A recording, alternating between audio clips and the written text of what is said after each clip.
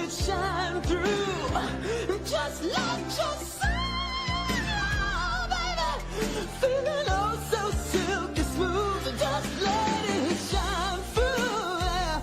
Just let your soul go. So glow.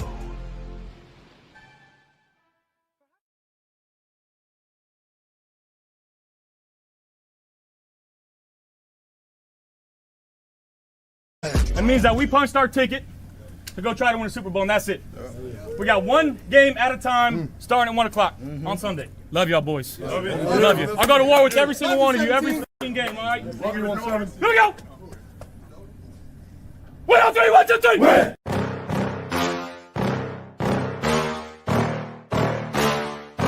Yeah. Please tell me that I can't, that I won't, that I fail, that I'll never make it out, yeah. Please tell me all the bad, never good, fill my head full of every single doubt, yeah. Please say any negative thoughts, I pop off when I hear people say I cannot. I get off to the thought of proving everyone wrong, I won't stop to the top, so you better back off and get lost. I'ma stay loud, stay proud, never running out, never heading south. I'll be spreading out, call it word of mouth, can't put me down, I'll be getting loud. You can have your doubts, not what I'm about, have your fucking clout. If you're raining out, I keep making sound, go another round, bitch I'm legend bound, can't stop me now. You don't wanna fuck with me, a slow burn like a disease. Just tell me that I can and show you things that you couldn't believe. Just tell me that I can. Just tell me that I can. Just tell me that I can. Just tell me that I can. It's showtime. Welcome to Monday Night Uncensored. I'm your host, Tommy, to the highest degree to the TOP from the 313. And by my side is Mr. Jarek representing Bama and Bills football. What up, Jarek? How you doing, brother? Man, I could be doing a lot better, man, if I see these Patriots go to hell, man. I'll because it is what it is, man. It's just the tough life of just dealing with the Patriots nonsense on it is what it is. Right? We'll get they're having a good laugh. I'm not gonna lie, they're having a good laugh. I hope we see it. I hope we respond. But hey, it ain't up to us. It's up to the players, up to the coaches, up to Brandon Beane to get this shit corrected, because this is sickening. I get it, Mafia. I'll be live, by the way, for the Super Bowl. I'll be doing a watch party. It may not be too much of a party going on, but I'll be live for the Super Bowl. But yeah, let's get to some of the chat, and then we'll dive into what we're going to talk about tonight. Stop believing Bean Island. Nah, man, I'm still on Bean Island. Look, man, I made Bean Island. All right, believe in Bean Island. I created Bean Island. I'm staying on that motherfucker. All right, Mikey's still on Bean Island. I got Dan Mitchell on board. We are on Bean Island still. Now, look, if some of y'all left Bean Island after the hire of Joe Brady, I get. Look, I'm not gonna lie. I started packing my shit. I ain't gonna lie. The founder of Bean Island. I started to, but I stayed on. Don't join Hater Island, because I created Hater Island. I created that years ago. Now everyone's jumping on that. No, the McDermott Hater Island. I created Hater Island. I created that. Oh no! So you got a different island. You're way over there on Hater Island. Yeah, everyone's trying to join on my side. No, y'all stay over there. Oh, dude. All right. Okay, I got you. Tell you about individual. Y'all didn't want to do so it. Look, there we go. So look, we got different islands right here. You got the Hater Island, you got the Believing Island. Y'all can choose which ship you want to go to and go. I think Jarek is still on the Hater Island. I get it. Go to no, Bagula's hanging out with Bean Island. You know what I mean? He believes in Bean. He's stuck with Bean. Maybe there's a Joe Brady Island. Maybe somebody is making I believe in Brady Island. I don't know, but but look, man, I'm sticking with my island. It sounds like you're sticking with yours for now. For me, it seems like, and we'll get into it more, but it seems like Bean has a lot to prove. It has a lot to prove to Bills Mafia as well before he gets people believing in what he has to say and what he can do for this team now that McDermott's not gone. See, what I always believed is obviously, and what Mikey believed too, is McDermott was kind of more of the puppet master here. Now, I'll say this. If we get the same results, the same kind of free agent signings, the same kind of drafting, then you know what? That we can't ride with that excuse no more, right? So we're gonna see. I can't foretell the future, but I do believe in the guy, but I understand why people don't. Let's see here. No taste or love for KC. Tommy and Mikey. Well, Mikey's not here. By the way, Mikey's gonna not be here until next week. He'll return next week on Monday. So special co-host Jarek from Jant Sports. If you don't know, now you know. Go over there and subscribe. Tommy and Mikey, like I said, Tommy and Jarek. Like I said before, Joe Brady as a coach is like a quarterback that needs a great supporting cast to succeed. And this coaching staff is getting me on the Joe Brady train. And I do have, by the way, Jarek, I do got a poll rolling tonight. And the poll is, it's been 6 days since the Joe Brady hire. Where's Bills Mafia at now? And the answers they got to choose from is feeling way better, slightly better, or no change. So right now, feeling way better is at 53%, slightly better is at 33%, and no change is at 13%. We're 15 votes in. So the votes are getting in pretty quick. So right now, seems like people are feeling better, and it's really, I believe, because of that coaching staff, which we're going to get to in a minute. And that was really my main concern, too. Jance the Rant. Man, I like that nickname, bro. I should have came up with that. Okay. Shame on, bro. Weston, what the fuck, man? I'm normally pretty good at nicknames, and that's a great one. Man, I think that's a good one. There it is, Jared. There it is, Jarek. You got it. I still freaking love seeing Jance Ray. Oh, trust me, he's gonna go off tonight, I'm sure. Let's see here. Tommy and Jance. Have you heard any people crying about the Sean firing now? Look at the coaching staff. It's useful, different minds. Yeah, we're gonna dive into all of that because we got some more hires today. Or I think one hire today, or maybe was it two today, I believe. But they're filling up. What's up, fellas? Yes, Tommy, I agree. Sucks, annoys, embarrassing. Jance, the GOAT is back. Look at you getting people missed you, Jarek. Vagula sucks as an owner. We got Jance, have you ever seen the video of the woman ranting about the Sean firing? I'm sure you have, right? Did you see all that video about her calling in? Oh my God, Jarek! Do I need to play? I gotta play it for you. It's craziness. I believe in. Let's see here. I believe in Brady. He will get Buffalo to the Super Bowl. Says Sammy. Spencer Brown said on the Fitz and Whip podcast. Now he doesn't have to clench his asshole now. So there is some of that coming out too. I don't know if you heard about that, Jarek. Some players coming out saying, McDermott kind of ran a little bit of a tight ship here.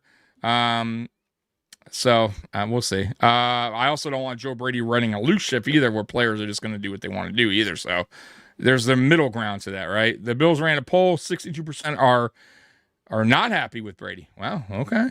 I'm feeling marvelous. Let's go. And then the last one. Now we're all caught up. Just give me either Jefferson or Crosby. It takes two to tango. Of course, I would absolutely love Justin Jefferson here. He would be. I'd give up multiple first round for him.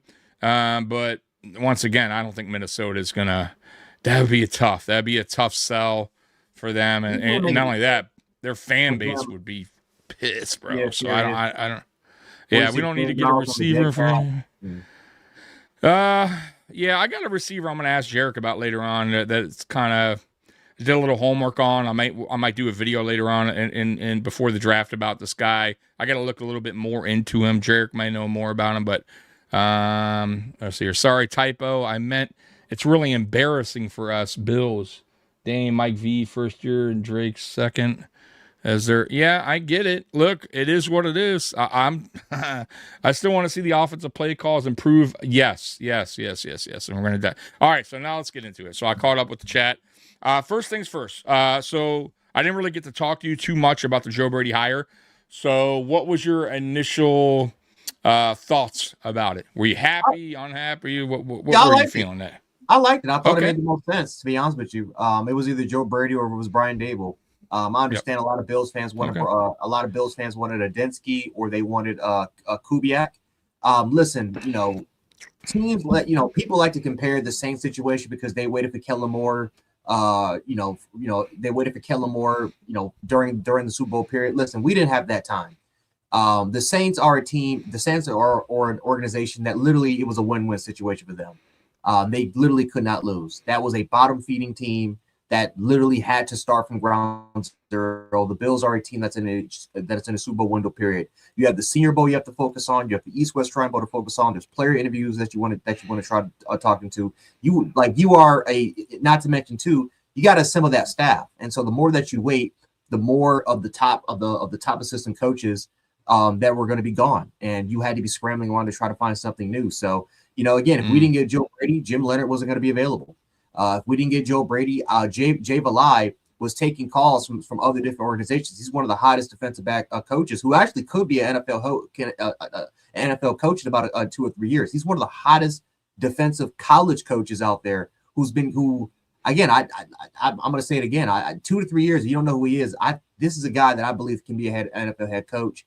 And so, you had to scramble by getting some of these guys. Pete Carmichael was getting NFL offers, right? I know a lot of Saints fans don't like Pete Carmichael because of, obviously the last 2 to 3 years. But in terms of a guy when it comes to game analysis, game script, trying to get that rest of the staff on board, I think he's one of the best probably in the last 20 years, right? There's a reason why he stuck with Sean Payton pretty much, for literally that time frame. And so, Brady had to get a staff together. They needed to find a coach during that time span. Adensky has never called plays before as an offensive mind. Yes, he is game script, but it is a different story when you're calling plays. If you don't believe me, look at Tanner Enstrom. Tanner Enstrom is one of the best young minds in football, and he was out of there in 1 season. You don't got time, right? And what was the biggest complaints with him was play calling. It was a lack of experience, right? The game script was phenomenal, but it was a lack of play calling experience. The same thing with Davis Webb. So the problem with this coaching cycle, and this is my argument for any pro McDermott fans that wanted him to stay. My argument for McDermott staying was the fact that the coaching cycle just wasn't really good. It just was not a good coaching cycle. If you were going to fire McDermott, it should have happened after 13 seconds. And you should have brought in Jim Harbaugh. And you should have brought in Jim Harbaugh, because guess who would have been our defensive coordinator? It was going to be Jesse Minter. Jesse Minter would have been our defensive coordinator. Offensive coordinator wise, it would have been, I forgot the Clemson coach, but it was a college coach that was at Clemson. That would have been our offensive coordinator. But the point of being is we would have been in a much better position because the offensive line would have been solidified. Some of these issues, the running game would have been solidified, right? Not to add it to that, you still have Gabriel Davis and you still have Stephon Diggs still on your roster, where you don't have to sacrifice what Stephon Diggs, what we did when Joe Brady got here, when he became the interim offensive coordinator. So we would have been in a much better position if Jim Harbaugh was the head coach. You could have done it last year with Ben Johnson, and but again, you didn't want to take that chance. So we did it, especially because you had 10 draft picks. You had 10 draft picks, especially 5 in day 2. So in terms of getting the right personnel in order for these coaches to work with, getting that young personnel, just in case, not if you had to start over, but we all knew that at some point you got to get, we still got one of the oldest rosters in the league. You had to get younger. And instead of trading up for a project player in Landon Jackson, who may take 2 years to get up to the part, and another project in TJ Sanders, you could have took your safety. We could have gone with the offensive side of the ball and get some more receivers. We could have, we had 4 other options. Can you imagine a team, especially nowadays, a championship contender, that has 5 day 1 and day 2 picks? They would kill for that opportunity. And we wasted it with Sean McDermott and this regime. It should have happened soon. It should have happened later. So it is what it is, right? We got to move on. Yeah. I agree.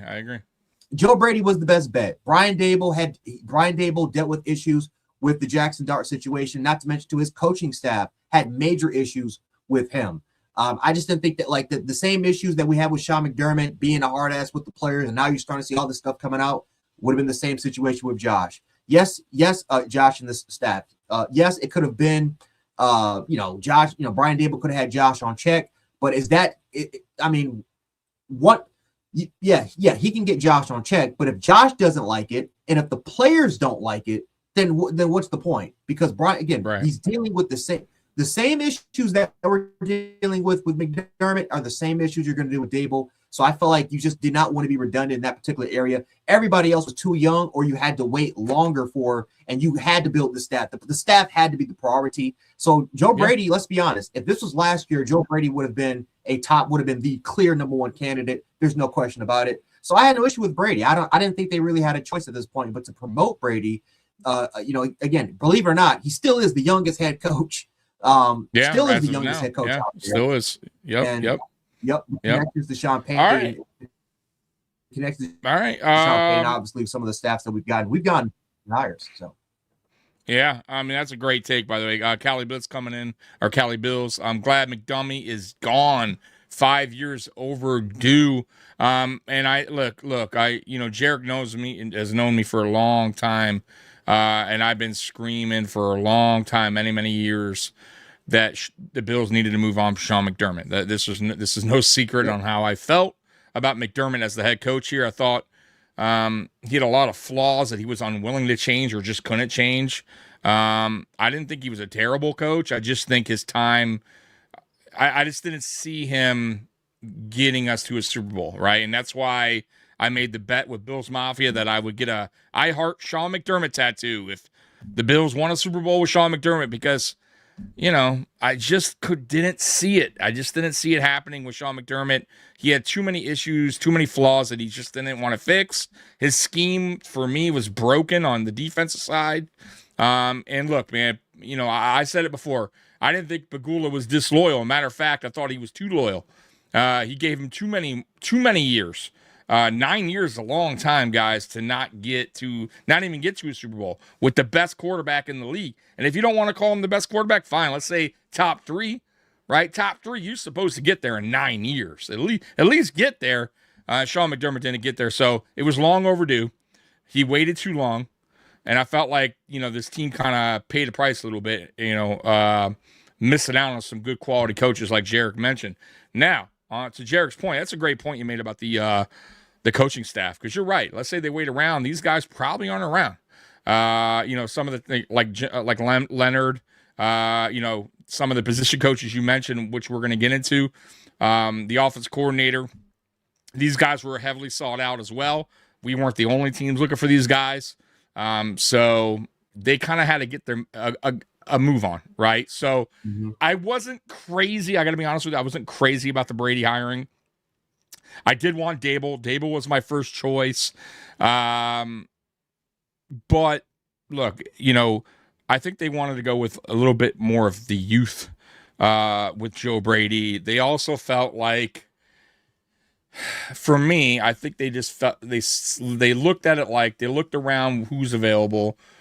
They're all kind of first-time play callers anyways, outside of Dable, the guys at least they were interested in.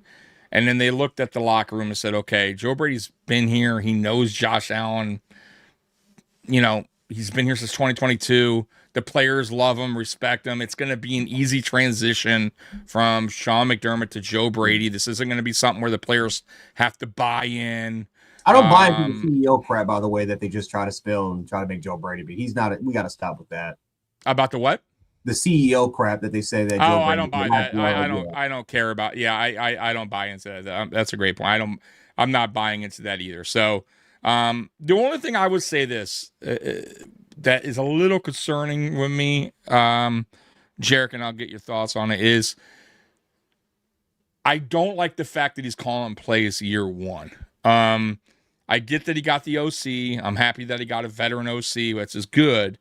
But I feel like even with Sean McDermott, he didn't start calling plays until year whatever that was, right? It took him a little while. After Leslie Frazier left, he did it 1 year and then pushed it to Bobby Babbage. So I just feel like he's a lot of pressure going into the season already, right? A lot of expectations. Let's be real. There's expectations there. And he's calling plays on top of it, right? I kind of felt like he should have, just concentrated on being a head coach, getting his feet, wet first. We'll see how it goes, but I just feel like he just put added pressure on himself, and I want him just to concentrate on being a coach. Something that, I felt like even McDermott, when he took over play calling, I felt like he was juggling too much, and I wanted him just to concentrate on being a good coach, right? correcting the shit that you haven't corrected yet. And, Joe Brady's going to have rookie coaching mistakes early on, right? And then on top of that, he has to worry about, play calling for the offense, right? So what's your thoughts on his first year taking both roles on head coach and calling plays? I don't mind it. Okay. I don't mind it. Ben Johnson did it with the Chicago Bears. So he was a rookie coach. But Ben Johnson, though, I would say Ben Johnson was a much better play caller with Detroit, though, than Joe Brady. I'm just throwing that out there too. I don't feel. How do you feel his play calling was, though, in general? Like I felt like Ben Johnson's play calling was elite with Detroit. It wasn't something that he needed to work on. You know what I mean? Like I don't think. Right, but how much input did Sean McDermott have on the play calling? Because we talk about. Well, that's a great question. That's kind of where we fall into the Brandon Beane thing, right? Yeah. I think it's the same category. So I guess you're right in that we don't know though yet. But pressure wise, how about just the pressure alone and doing both? Yeah, he's young too. Ben Johnson's a little older, right? So right, it's been around a lot of pressure. Not more. I would say not. I mean, I would say the way that Pagula and Brandon Beane got this thing. If anything, there's more pressure on Brandon Beane than there is Joe Brady. Like Brandon Beane, if absolutely, Joe Brady hits the band with the offense on the ball, Brandon Beane's gone. He out. Yeah. It's bad. Real quick too, how long before you go on? What's your how long would you ride with Brady if he can't get the job done? Because clearly they're not going to do 9 seasons, right? Like where's the mark where you go, okay, I've seen enough. Let's say it's not working out. Seen enough. It's time to move on and blow everything up as far as getting rid of Beane and just moving on. Like where is it? 1 year, 2 years after first year, 2 years? Like, what's your expectations? 3 years. And 3 years. You're giving 3. And people are not gonna like what I'm about to say, but in 3 years, if we can't get this thing done with Josh, there needs to be serious consideration of getting away from Josh Allen. Oof. The reason why I say it is because there's the bad owner part in Terry Pagula. Terry Pagula, guys. I mean, the majority of owners, not just Terry, the majority of owners in the league are terrible owners. They don't know what they're doing.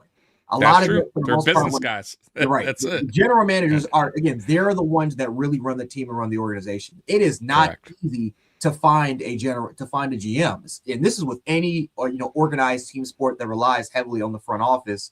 Again, ask Terry Pagula what that feels like when you fire both your GM and your head coach when you own the Sabres, and then 15 years later, what do? You hire back the coach, and ironically enough, the Sabres are one of the best teams in the league with the same coach that you fired. And then you ask the head coach to get a consultant that ends up being the coach because you can't find it on your own. So this is I am nervous. What I saw in that press conference when Terry Pagula was basically just on, he was just crashing out. That's Terry Pagula I knew 15 years ago when this man was making a mockery of the Sabres. This is the same guy with Kim Pagula that with him and Kim Pagula when they came out and said they hired Rex because they were fans, not because he was the best coaching candidate, not because of playoff experience, but because they were fans of Rex. Like this week, no, I'm sorry if the only reason why I say it is because if Brandon Beane goes. And then your last option is to rely on Joe Brady. Let's just say he's making progress and you're making the playoffs, but you still can't get it.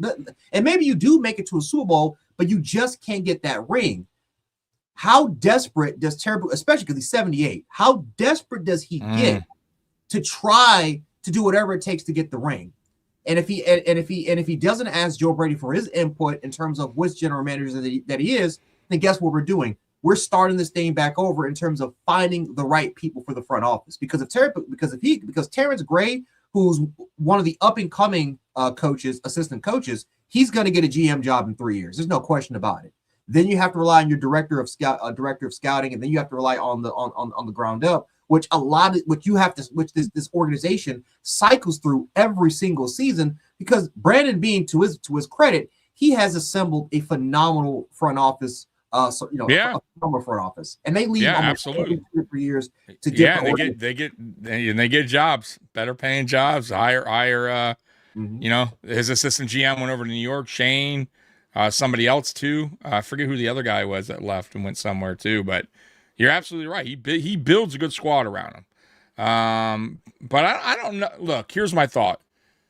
Would you say Allen has about 5 years of prime Josh Allen, where like 4 to 5? Yeah, I would say borderline 4 to 5, right? Like depending on his health, right? Let's say 4 to 5.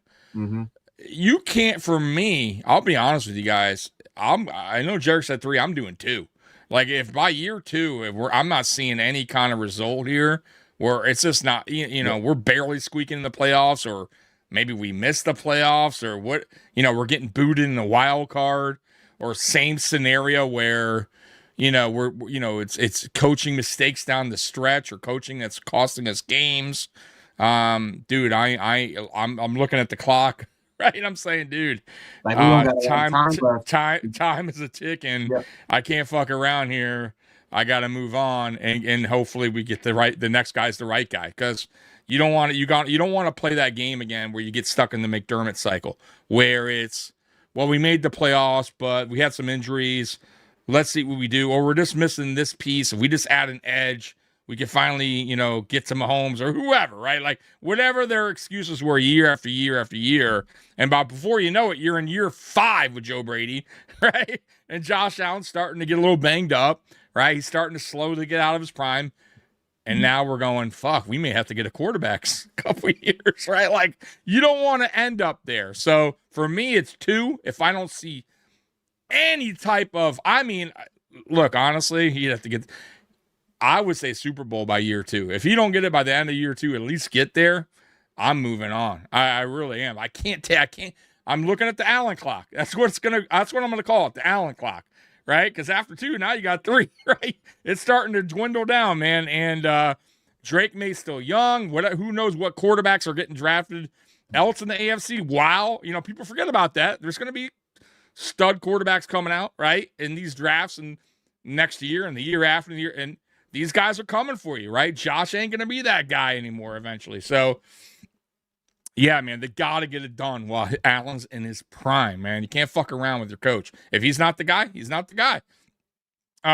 Apex, Mr. Mikey. My dude, watching the show. I appreciate you, Mikey. Look at my guys crushing Monday Night Uncensored. Smash that like button. Yes, man. I always forget to tell you guys, smash the like button. Mm-hmm. It's Prison Mikey. Yeah, Prison Mikey in the house. Sylvester's, I really, really, really hope Shakir is not going to be used as just a screen merchant. Shakir could get used way more than that. Put him in the slot, put him in some motion. I agree, man, but here the thing is, man, I think Brady, it sounds like he's sticking with script, man. He sounds like he likes the offense the way it is. That's why I kind of get concerned about, even if they're bringing a star receiver in here. I mean, is he going to open it up for him? He did, It depends on what offense you're getting, though. Like what version of Joe Brady that you're getting? Because I'll say this at LSU, right? What version? He brought the Sean Payton he brought the Sean Payton, not the West Coast. He brought the Eric Coryell. He brought the Eric Coryell to LSU, which innovated their passing concepts. Remember, he was the receivers too that coached Jamar Chase and coach Justin Jefferson. Pass game coordinator. Yep. Passing. Yep. He then went to Carolina, and what did they ran? They ran a lot of vertical concepts. They ran 3-set verticals, 4-set verticals. Matter of fact, the biggest criticism for Joe Brady was the fact that they went. Well, it wasn't the fact that they threw the ball too much. It was the fact that they kept pushing the ball down the field with quarterbacks that were more catered towards short and intermediate. That was the biggest criticism for him. Then he gets to Buffalo, and we saw a few signs of that during his first official year as a coordinator, but for the most part, it completely changed. You started to see a lot of those Sean Payton elements, not completely West Coast, but you saw a little bit of those run concepts. That's when you started to see a little bit more utilization of the play action. But then you look at Clint Kubiak with the West Coast team and those Sean Payton elements, and you're starting to see how receivers are getting freed up, the certain passing concepts that are being instituted, the amount of intermediate to even deep vertical that's being stretched. I'm like, that's more Joe Brady for what he's kind of known for doing. So that's why, for me, knowing Sean McDermott and knowing the type of stuff that's going after, how much really how much effect did he really have in terms of letting Joe Brady know, saying, listen, we're going to stick with this particular game script. Right. Yeah, for sure, it's possible. And I mean, obviously, we all know when Dable left, that's when McDermott really started to get his hand in the cookie jar as far as the offense goes, right? Like, I don't think McDermott early on was, got into the offensive side of things. He kind of let Dable run that side.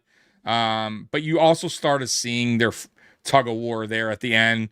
And you kind of started to see why McDermott and Dable weren't really on the same page, because I think McDermott came in with a certain idea of what he wanted this football team to be.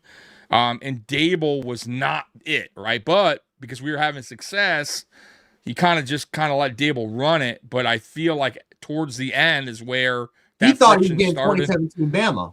In 2017, in 2017 Dable, what did he do with at 2017? That Alabama? is true. It was a little bit. He controlled the game You're right. clock with Jalen Hurts. They ran the football, utilized Points a lot of down. action. Points per game were down too for Bama. Yep, No, you're right. They were absolutely. You're absolutely right. Matter of fact, I didn't even like the Dable hire initially because I looked because I always like to look at I hated it. Where you've been. Yeah, where you've been, what you've done. And I looked at this, same with now Brady. I took a little while. I don't know why, but with Dable, I kind of backtracked and be like, all right, here's where he's been in the NFL. And then I even looked at Bama. I was like, okay, yeah, he won there, but man, the offense kind of went down with him, and him and Saban were not on the same page at all. They were butting heads. So, I'll say this for Dable though. He grew on me. So I think he got better, to be honest with you, as an OC while he was here in Buffalo. I think he learned a lot, like how to change his ways a little bit. I think his strong suit is understanding players' strengths. Like, he understands what he has in the room and he utilizes them. And I think that's where Joe Brady failed. Like, I think he needs to, and maybe this new coaching staff that he's hiring, this new OC will understand a little bit more about what you have in the room and utilize them a little bit better.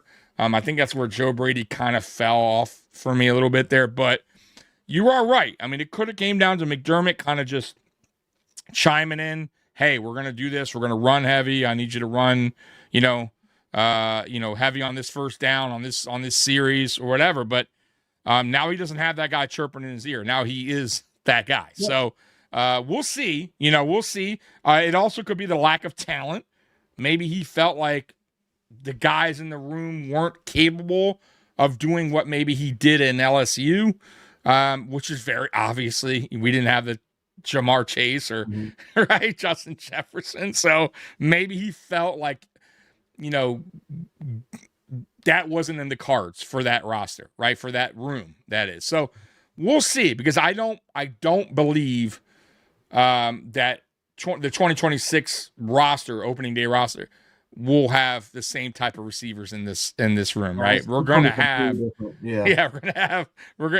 we'll have some guys back. Shakir, it sounds like he's still hopeful for Coleman, the way he's talking about him. So we'll see what it comes down to the Coleman thing. I still say he's a trade candidate, but we'll find out. It seems like he's vouching for them, saying he's the one that kind of pushed for him. We'll see. Let's get to some chat and we'll move on. From a source, McDermott felt like he was losing the locker room because he wanted to handcuff Josh and his talented way of playing. Who's to know? There are sources out there that say a lot of different things. There's going to be players. You know how I feel? I feel like there's a lot. When you have a lot of guys, like a lot of people, there's going to be some people that love you and some people that hate you. Everyone's going to have an opinion on somebody. You know what I mean? Like, it's kind of like our show here, right? Some people are going to be like, not for me. Some people are going to be like, bro, I love these guys. I love this. So it is what it is. I think McDermott, I think some players like just respected him, loved him. And I think some players are just like, don't care for the guy. So, I mean, it happens. So I'm not going to take that for what it is. You know what I mean? I think ultimately Josh respected him. I think he looked up to him as a person, a good person, because McDermott's not a bad person, right? Like, I feel like he did a good job with 2022. You know what I mean? 2022 was a rough season for the Bills altogether. The off season and the the Dalton Kincaid brother situation, DeMar Hamlin. Like, there was a lot that happened that year. I felt like he did a good job kind of like putting the team together, kind of. It was a rough year. So I give McDermott his dues. He did a lot of good here. So I'm not going to like kill him for some players like saying, I don't, whatever about him, there's also going to be players, like I said, Dawkins are going to say, oh, he's the best coach I ever, you know what I mean? So it is what it is. Jance, I agree. Most general managers in sports knows nothing about football. Well, general managers do. I would say owners don't. The owners don't. Yeah, the owners. So GMs do, or they should. Some don't. But yeah, like for the most part, it's rare you get like an owner in any sport that really like knows, or dedicated to the sport. There's a few, obviously, like Jerry Jones. I think I'll give him a lot of credit. He was, especially early on in Cowboys, he was heavily involved. He knows football. He was GM for years for that team. You know what I mean? So like, there's some guys that I feel like are dedicated to the team, and they do everything they can to know the team, know the sport. But most of them are just business guys. They're in it to get the money. That's just the way it works. You just got to hire a good staff. You got to hire a good, football operations, GM. You got to have people that know football or know basketball, baseball, etc. Tommy, change happened. I'm excited for the new staff. It happened just like with the Sabres. See, I don't watch hockey. I'm not a hockey guy, but I know the Sabres are doing much better this year. So I know they did some changes. So good for them. But I can't talk about hockey because I don't really watch it. The more Terry gets older, the more Terry gets more desperate. Yeah. I mean, look, man. If he gets this right, nobody will give a fuck about Terry Bagula. They're just, you know what I mean? Like, no one's gonna have much opinion. At least for me, that's how I see it. They'll forget and forgive or whatever. McDermott became too paranoid about losing his job. He didn't win a championship, but succeeded at losing his job. Do you think McDermott was paranoid there, Jarek? What do you think his last year here? Do you think he saw the writing on the wall there down the stretch, and that's why he was kind of acting out a little bit? That final game, that press conference, that was him. I think that was him just trying to save his job. I think maybe not going into the year, but I think at some point him. And again, this is just, from what I've been hearing, like McDermott and Bean were butting heads, not to like more of a "I hate you" sort of thing, but they had a lot more. But the last few years actually was disagreements in terms of drafting, in terms of roster building, in terms of roster building, and then of course during the trades. Like you saw these press conferences, and you're starting to see players getting traded, and you see that McDermott's like, yeah. Like you saw McDermott throw Bean under the bus. He did multiple. Well, he threw Brady under the bus too. Threw Brady under during the bus the season. Yeah, yeah. So maybe you're right. Maybe he did feel the pressure, right? Maybe he started to feel the seat getting hot. Yeah, it's possible, right? But I felt like, look, I don't feel like that's anything new. McDermott kind of threw people under the bus, but he didn't do it openly, right? Like that. I think this season, Jarek's right. He was doing that thing openly. He was doing it more public. Yeah, right. Yeah, this ain't me. And then we got right, so. And then that final press game comments, I'm like, oh yeah, he's gone. Like the fact that he's doing all that, trying to save his job. I think when Terry Pagula, especially seeing Terry Pagula in that locker room and everybody's emotional, everyone's crying, and Terry Pagula's looking at these guys, I'm like, yeah, McDermott, he's got to make a plea to save his job. And yeah, I mean, Man, was it completely his fault that they lost that game? No, because no. That was one of the better McDermott coaching. I think it was, except for the first half at the play at the first. Right.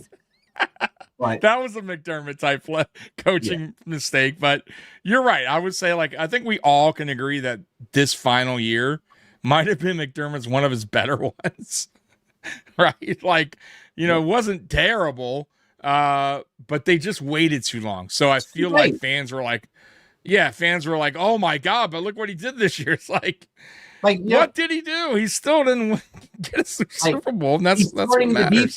He's turning the defense into more of a hybrid style of defense with Michael, with Michael Hoyt and the 3-3-5 and the 3. Like you start to see a little bit more 3-4.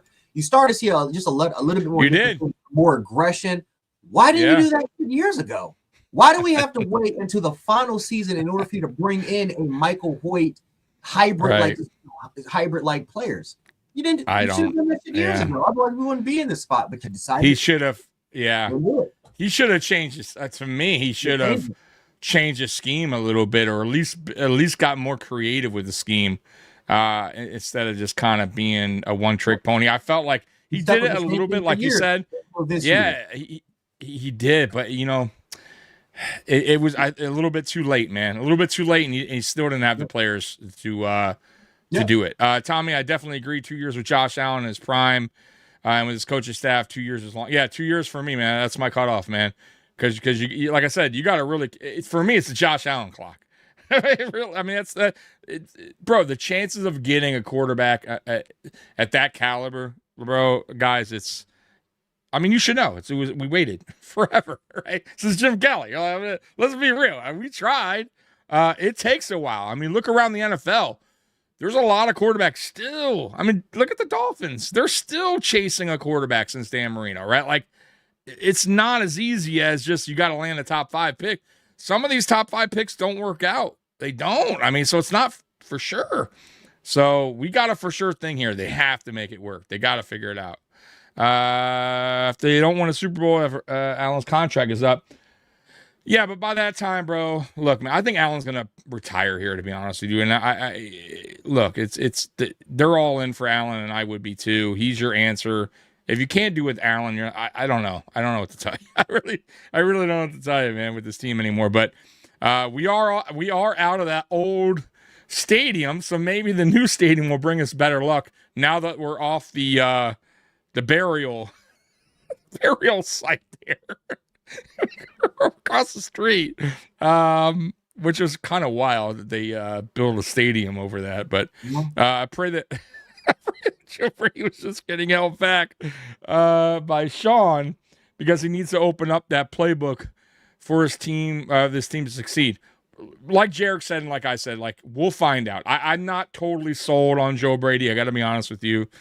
I'm not the biggest fan of his. I don't think he's terrible, but I also, when I finally did do my research, like I did with Dable, some things are a little bit alarming. Some things are, the predictability is still there that he had a problem with in Carolina. Scheming things up for his receivers kind of seems to be a thing with him. And my thing is this: you are a head coach now. Now you're in the big leagues. Like you are the head fucking coach now. And what worries me and concerns me is if he hasn't changed his way as an offensive coordinator, he's going to run into problems as a head coach. Is he going to be willing or know how to change his ways as a head coach? You know what I mean? Like, so I hope he is. I hope as he continues on, because he is a young coach, that he learns and it lives and learns from mistakes and bounces back and makes adjustments at the coaching level. Because I felt like that's also was something that McDermott kind of failed to do year after year after year. He still had clock management issues every year. There was still kind of the same problems with McDermott that he was having, getting tight in close games, like situations. He was getting tense. That never changed.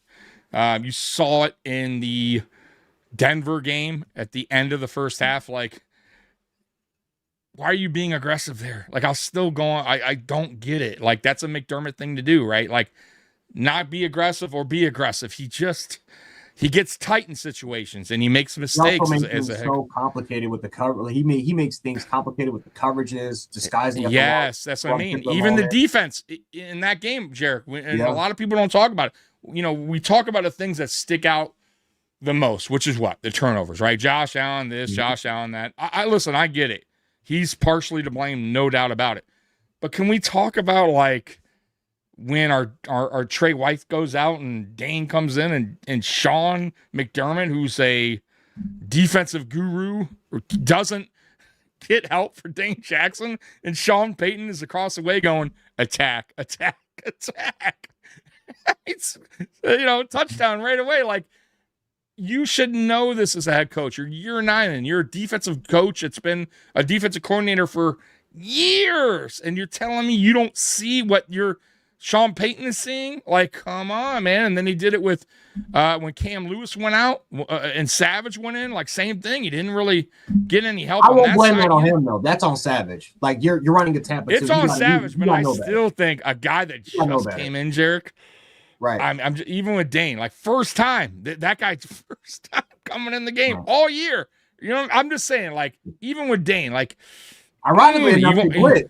Right, they wanted him to be aggressive. He actually blitzed. I know. Blitzed the time when you put in the practice squad corner. Right. So, I just say, like, there's things that, and then the whole coaching not to lose thing, the mentality that he had throughout the time he was here. Yeah, it's gonna piss me off. Yep. He's so there's, like I said, guys, like, that's my concern with Brady, right? Like, he doesn't fall in the McDermott, in that McDermott area where he doesn't learn from these mistakes as head coach and move and get better, right? I hope he does. I really do, because I don't want to see the same mistakes, especially in play calling. Like, being predictable is something that's been following him, Jarek, for a while. Like, he has to stop being so predictable as a play caller. Like, I got to see something different. And maybe he'll show something different. But we'll see. Like I said, he's young. He's going to grow. He's going to have his, he's going to have his faults. He's going to have, he's going to have some problems that he's going to have to fix during the course of the season as a head coach, and hopefully he does. Let's see here. Tommy, if you ever paid attention to Sabres, you would know why I say Pegula sucks as an. I haven't. I don't. Maybe Jarek, why does he suck as an owner? Because of the because Sabres. He doesn't know who to hire.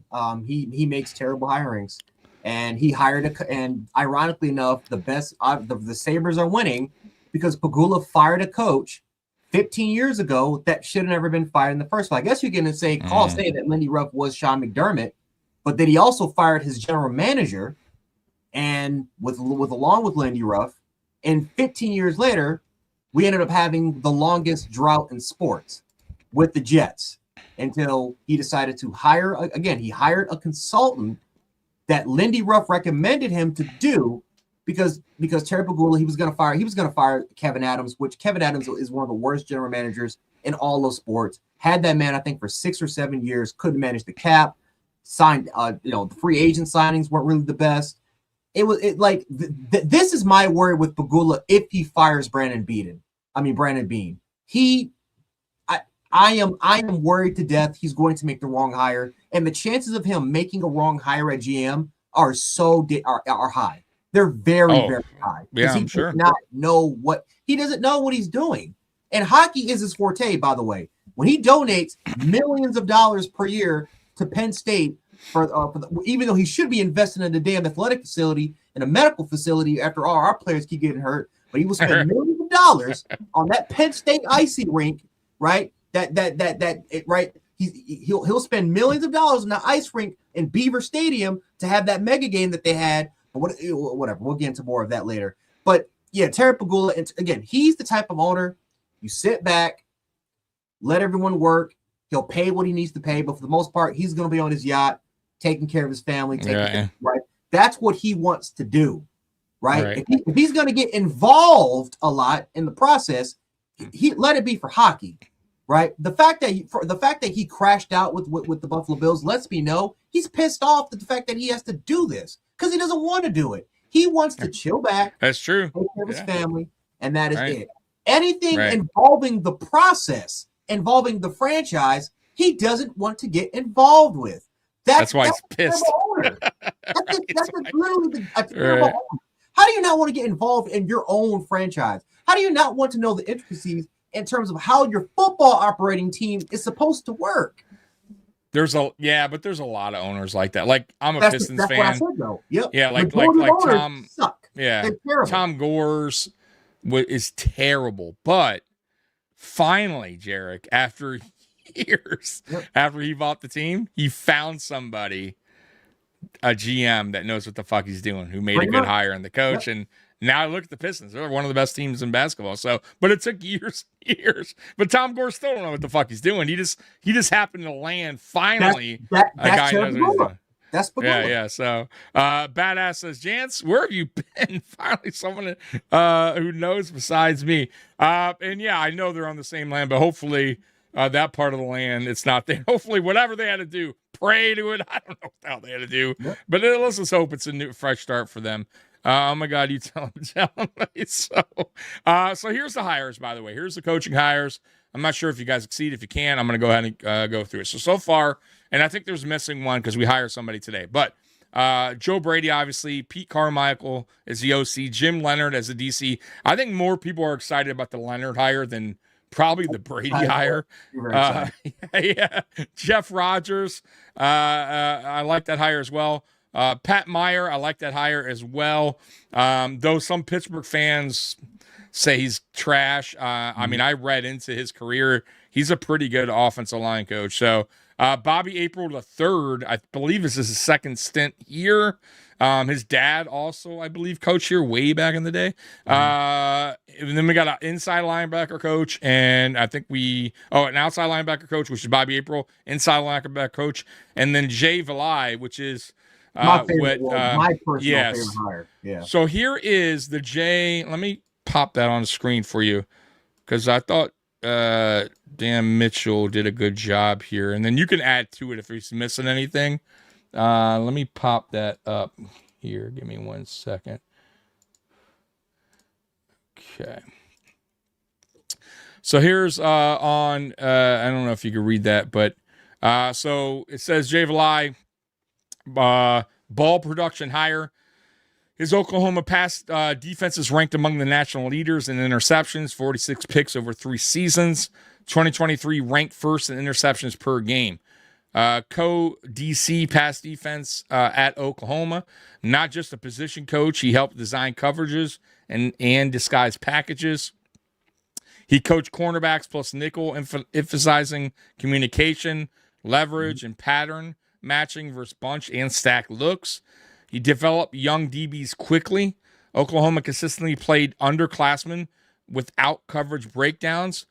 Big stage background, Alabama, Oklahoma, Chiefs.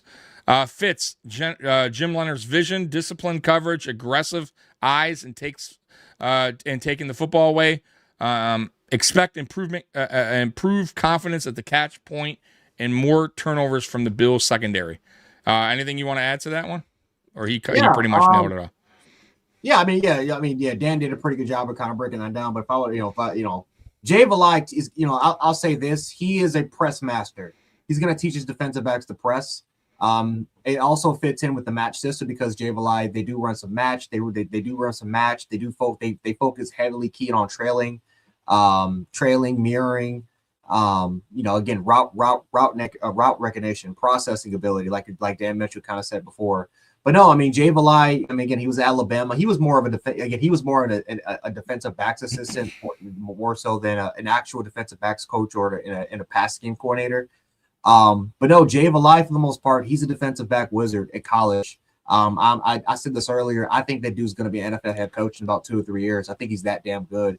A lot of colleges wanted him. You talk to any Oklahoma fan with Brent Venables. Brent Venables is probably one of the greatest defensive minds to maybe ever coach football.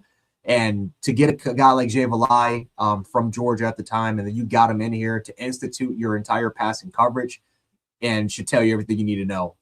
They got a lot of NFL studs. There's some guys, in the draft that I'm really, really keen on. Some hybrid players. That's another one I think that Dan Mitchell forgot was. There's a lot. It's a hybrid coverage scheme, which means that for the most part, linebackers, you'll have linebackers playing as or I would say, best way to describe it is you'll have more for say, hybrid linebackers that are more safety nickel and a nickel type, a rover or star hybrid sort of position. You'll have some of their boundary guys are going to be more into the slot. Some of their safeties are also going to be diving down to the slot and playing more in line. It's a hybrid system that runs heavily on match. Again, a lot of man trailing, some cover 2 and cover 3 here and there. But it's a very, very aggressive style more coverage system that, it's more of a basic thing I'm trying to say, but from an advanced standpoint, I mean, Jay Valai is damn good. He is a really, really good defensive backs coach. Very young. Again, we weren't the only team that was trying to pursue him, so that's pretty good that we were able to kind of land a guy that fits to what that fits Jim Leonard's tendencies. Because we talk about this before in terms of how conservative and how basic, but at the same time how complex Sean McDermott had his coverage. Because again, it shouldn't be that damn complex. It shouldn't be. No. That way in certain situations by being very conservative, doing a lot of disguise certain looks when we shouldn't be even doing it. We're not doing that here with we're not doing that shit with them. Like Jay Valai and Jim, it's full aggression. Yes, you'll get some simulated looks here and there, but it's literally full on aggression, full on fucking aggression. I'll say this too. What I like so far in this new coaching staff as a whole, because I like the DC. Honestly, I like Jim Leonard so much, and I like the staff he's putting together around the DC defensive staff. So I feel like the offense just needed some tweaking, to be honest with you. Our offense was not terrible. I feel like Brady could get better. Obviously, I already mentioned the stuff that I feel like Brady needs to get work on. But I don't feel like we're like so far away on offense where,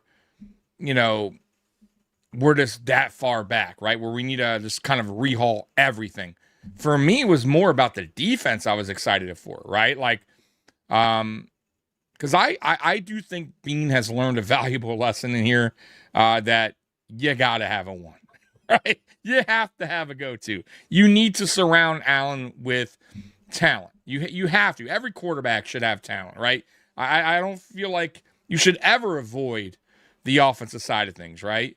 And they have talent in Cook. You got that already situated. I feel like you have a really good offensive line, though you have some, you got to replace, you got to see what you're going to do with Edwards and McGovern, though I think SVP could be the option. We'll see what happens there. And I think you can get a guard in the draft if you have to. Or you can get Edwards back and a guard in the draft. So there's room there. I don't think Edwards would be a crazy price. I don't think he would be a high value free agent. I think you can bring him back on a decent deal. I think McGovern is gone. But the defense, I feel like, is what we needed to kind of have a rehaul, right? So I feel like adding these guys has gotten us there, Jarek. What players do you see not fitting this new scheme? And what players do you think we need to address in free agency and in the draft? Okay, there we go. So in terms of players that don't really fit the scheme, or that you could see going, like, you know what I mean? Like just Teron Johnson, I think so too. I'll give him credit. While he was here, he worked out great in that system. Yeah. But I don't think he fits in this. Yeah, I don't think he fits. And we'll save money. Save money on the cap. Yep. 30 years of age, regression the last 2 years, can't play man, can't play in the box, which was the whole point of nickel, so you could play the box, can't play you gotta go. I don't know if you can necessarily move on from him because of the cap hit that he takes, and I think he could save like about $1 million, but I don't know if they're gonna really pull the trigger on that. I would try to move him to safety and just let him be a death piece, and you just have to bite the bullet. I cannot let that man play as my starting, not in this defense. Not in this defense. Maybe if you want to run some dime, which they do run in this defense, they do run a lot of nickel and dime. It's more of a hybrid style defense. They run. I mean, we'll get more into it, but they run everything. But it's, I can't put him on that field. It's too slow, more of a detriment than a benefit. If anything, I'd rather go up and get a free agency or go to the draft to get a replacement. I just can't with him. Other linebackers as well. Shaq Thompson, he won't be back. Shaq Thompson does not fit. Shaq Thompson won't be back. I don't think he fits the scheme. Dwayne Carter, I would do everything in my power to, I think Dwayne Carter, again, I know, McDermott really liked Dwayne Carter a lot. To a lot of people, again, he's a very, very smart player that can process, but but he's also aging. He was an aging rookie when we got him, and he already got hurt. Like, I'm with you. I think you can move on from him. Yeah. Any players that you feel like they can excel in this? Oh yeah, Joe, and I would say, ironically enough, Joe Andreessen, Dorian Williams, Terrell Bernard, Ed Oliver. Groot? Ed Oliver. Yeah, yep. No. I have my I worries. think about so. Groot. Really? Wow. I think Groot can be used. I think Groot's gonna. So- I think you're gonna see Groot all over the line, man. Actually, I don't think he's I gonna could be be bad. wrong, but I don't okay, think he's gonna. okay. I don't think he's gonna be. I don't think he's gonna be bad at all, if anything, because again, they're running 4-3. Like you're gonna see a 4-3 under. You're gonna see a 4-3 You are. over. You're gonna see. People a think it's only going to be 4-3-5. 3-4, but I think it's going to be It's a multiple defense. You're running everything. exactly. Yeah, I think it's going to be multiple. The problem though with Groot is that when the 3-4 is going to be our base. It's a modern 3-4. It it's is. a lot of choice. Yes. And he runs tight. He does not run more of a wide out system. It's more of a tight thing. So everything's going to be a little bit more condensed. You'll have your 0, your 4 eyes. Not all the time, because again, there'll be parts of the 3-4 where you'll see Ed Oliver play a 3 tech, and you'll see Groot play more of a 5. Like it's not Vince Wilfork, New England Patriots. It's more Justin Wilcox. It's more Justin Wilcox, modern Rex Ryan sort of style. That's pretty much what we're going to be doing. It's just that when Groot widens out and he plays that 7 in a 2-point stance, can he play that? Because he's 6'7". He's 6'7", playing for 2.7. Yeah, but he's freakish. He's freakish. He can't bend. He's freakish, though. He can't bend too much. Yeah, I'm with you. He does not have the explosiveness, and he doesn't have the bend. What he does do, though, he knows how to utilize power, use that long arm where he can start doing some more counter rims. He can counter that with the club, the rip. Again, we can go more into that, but he is better more on the inside. I say as a 5. That's what I'm thinking. Right, like line him up inside. I almost see him like in the Jason Taylor kind of role there too, where Jason Taylor would line up in the middle. And do that, where he's kind of stood sideways and kind of bolting in. Right. I don't know. I feel like you can mix it up with him. Yeah.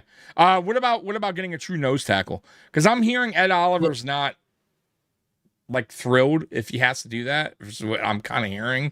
What do you feel that you think they go with him, or you think they get a true nose tackle maybe in the draft or free agency, or like what's Ed's role here on this defense? Yeah, because now, I mean, we're kind of short there, right? Because I don't think. he's not. I don't think so, right? Deion Walker, if anything, Deion Walker is. But even Deion's, even him though, it's not really his forte. Like, do they draft a guy? What do you think they do there I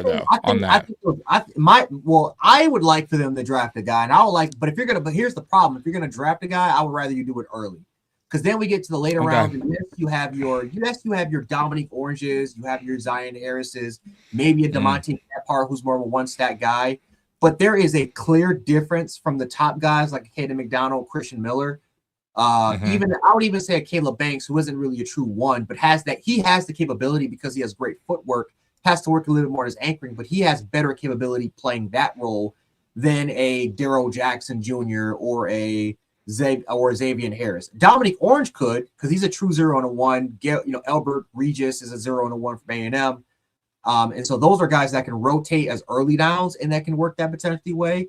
But again, there's a big difference from day 1 and day 2 to when you even get to day 3. I mean, I think there's a clear disparity. Wow. Now, okay. Agency, the problem is the guys are too damn old. So a David Omenyeta from Atlanta, I think would fit this thing perfectly. He's going to be 34. I would say, again, you have like a Rio Lopez from Detroit. He'll be 29.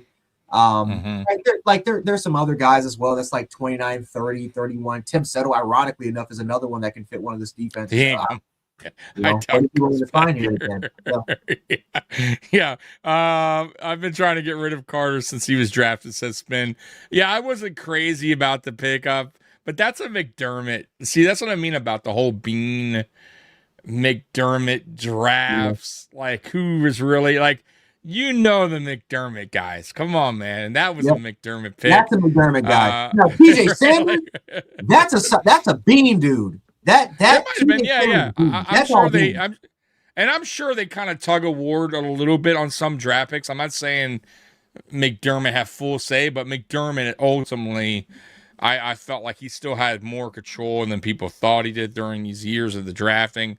And we'll see. Like I said, this is going to be really interesting coming up here.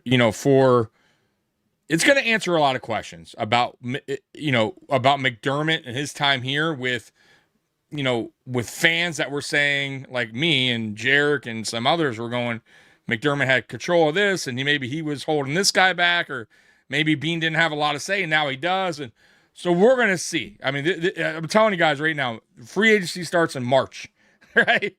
It's going to, right off the riff, you're going to know. Is Bean aggressive? Is Bean getting players that fit the new scheme, right? The new defense and offense, or is he kind of doing the same old, where he's drafting 1 year guys, another, a guy that was a third receiver drafted, giving him a 3-year contract. Like, is he going to make the same mistakes? Challenging off seasons. It's going to be the one. He better. He better. I'm going to say this, man. Like, would you say this is Bean's most important off season? I would say it is. By far, right? Okay. So we're all in agreement there. All right. Because on one side, you got to satisfy your offense. You don't got to you do got to satisfy the fans, because the owner is a fan. Whether we like it or not, the owner is a fan. No. Yeah. I'm with you. The amount of pressure of trying to get a number one receiver here is skyrocket. The problem is that right now we're like negative $9 million in cap. Yes, there's ways for you to free up. There is. You can get that $60 to $70 million in cap space. Yeah, we actually ran through it.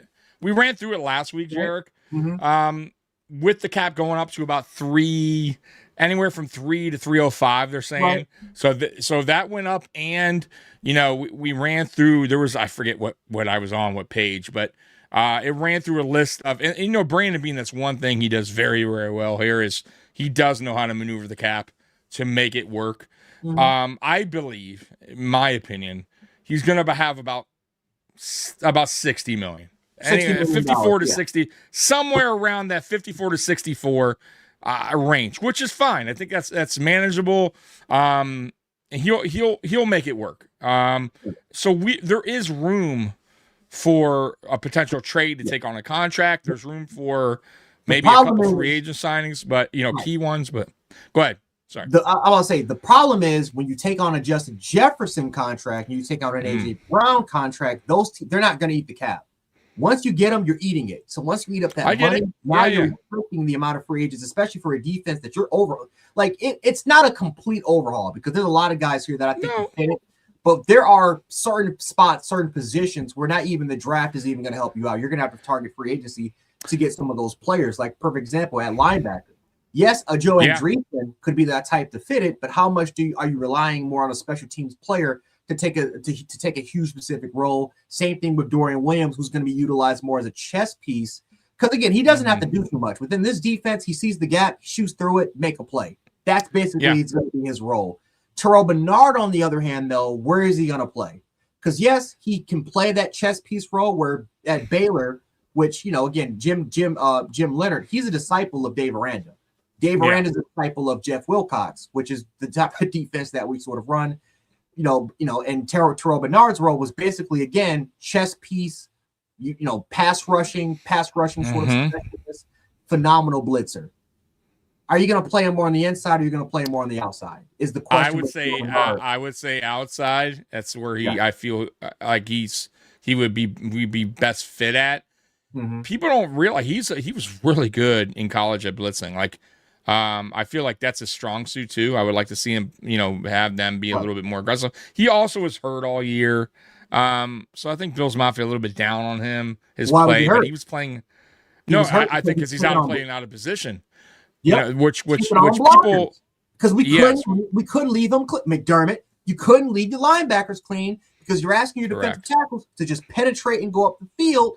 Not letting the linebackers clean. Now you got these undersized guys taking on certain blockers, and that's when the ankle injuries are occurring. This is when this is a staple. And then now that's coming out the practices too. They had a lot of Bean threw a little shade at him. I don't know if that's true, but it is odd, I would say, that we had that many injuries in practice. I mean, like soft tissue injuries, so many this year in practice alone.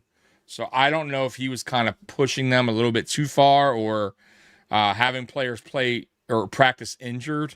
Also, I felt like he was rushing guys back too soon. He did that last year with Curtis Samuel when he had his toe thing going on. Like, why was he even out there? Like, so I don't know. I felt like he, even with Palmer, shouldn't have been out there.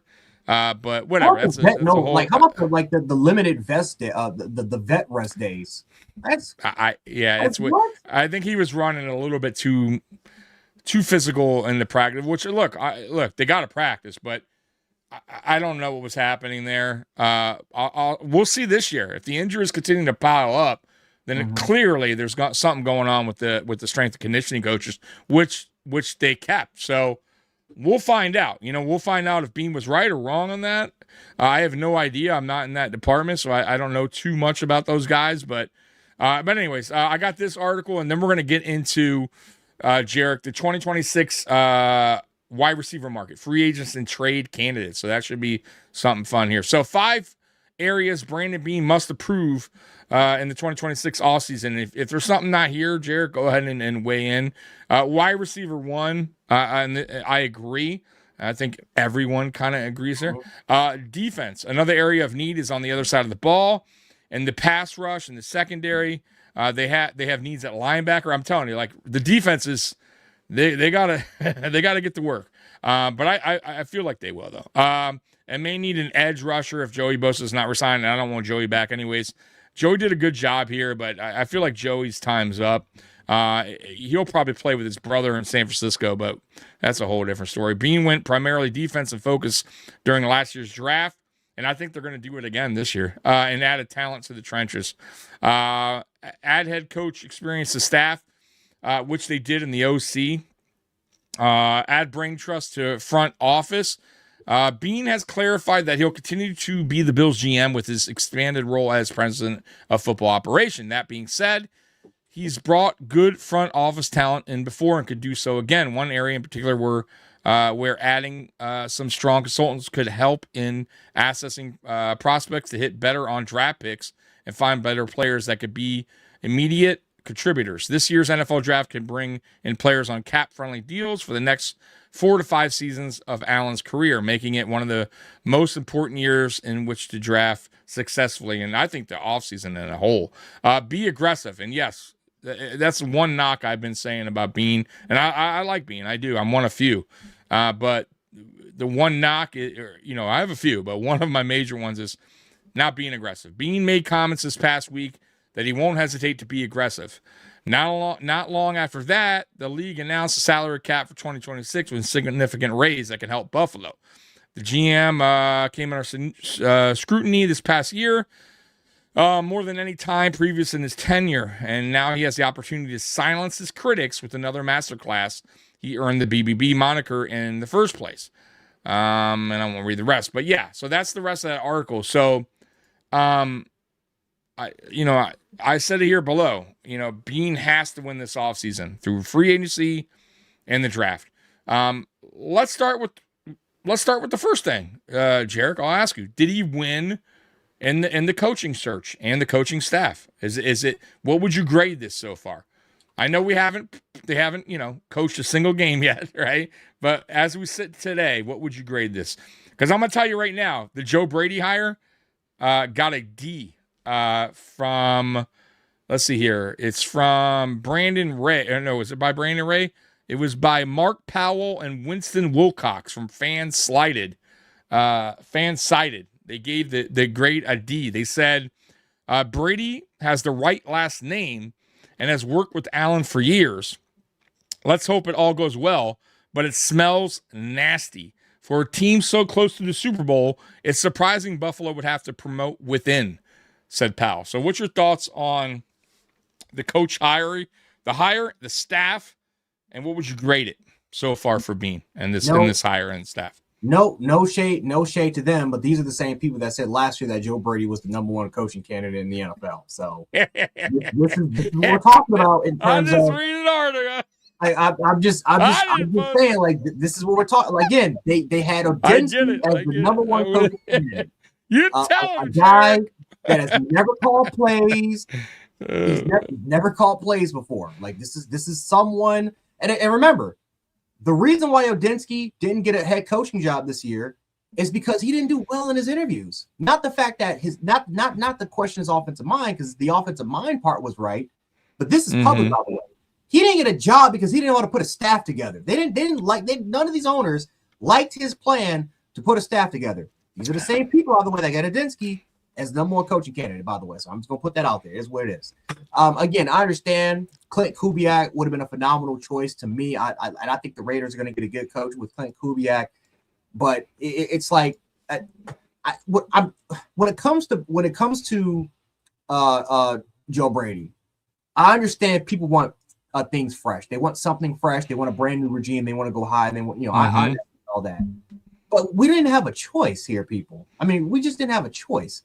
We talk about the Josh Allen clock being ran out. Well, guess what? You don't want to take a gamble by waiting on a coach when all of the best assistants are off the board. What is a first? That was the problem. That was the biggest problem. So let me ask you this real quick. Right. If Kubiak was available, let's say Seattle loses the Rams, are we talking a different story today? Is Kubiak the head coach? Yes, I think we're talking a different story. I believe so too. I think Kubiak gets an interview, and he gets 2 interviews. I think he gets 2 interviews. Now, if they say quote unquote that Clint Kubiak just wasn't a really good CEO, then whatever it is, you go with Joe Brady, then we can obviously say that maybe this wasn't the best hire in the world. But I just didn't think they had a choice. I think Brian Dable, as we've seen run the organization, he didn't do well with the Giants. He just I think that was the problem. I don't think it's a lack of. I think everything else he hit, but the fact that he went there yet and it was kind of messy. Right. I think it kind of backfired. We don't want another McDermott. We want something else. We want something else. We don't want another McDermott. Adinsky's too young. He did not do well in the interview process. You just had no other options. So I'm not super thrilled about Joe Brady. If anything, I'm more thrilled about Jim Leonard and Jay Valai more than I am with Joe Brady. So as a whole, what would you grade this right now? I give it a B. How was this a B? I give it a B, just because again the offense. Again, I like Parker. He's solid. He's not bad, but he's solid. He's a Cromer disciple. So again, in terms of those same teachings and those same teachings, blocking techniques, you're going to retain that by getting him back by getting him back. Now again, Cromer is one of the greatest offensive line coaches to ever exist. So I'm going to miss him, man, for sure. Yeah, it's going to be a regression regardless. Again, it's going to be a regression regardless. But at least keeping someone that knows those teachings, knows those core principles. Yeah. That's something that I believe he worked. He worked with Cromer too. I believe he worked under him somewhere. So and he's a vet. He's a veteran offensive line. He's not young. He's been around the game a while. So I'm not overly concerned at all about him. By the way, the vote that I had on Joe Brady. Right now we're at 52 votes. 75% of you guys are feeling way better. 17% slightly better, and 8% is saying no change. That's pretty high. I got to say, because for me, my initial reaction was I was not thrilled. I went live when we hired Joe Brady.